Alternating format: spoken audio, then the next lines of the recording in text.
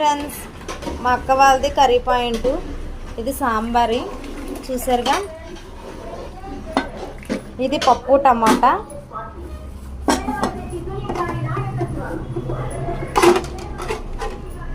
ఇది గుడ్లు పులుసు.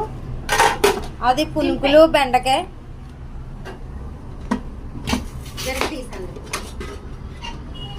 ఇది బంగాళదుంప వంకాయ కర్రీ. చూసారుగా ఫ్రెండ్స్, అది ములక్కడ మిల్ మేకరు. సూపర్ ఉంటాయి ఐటమ్స్, అయితే సూపర్ ఉంటాయి ఫ్రెండ్స్.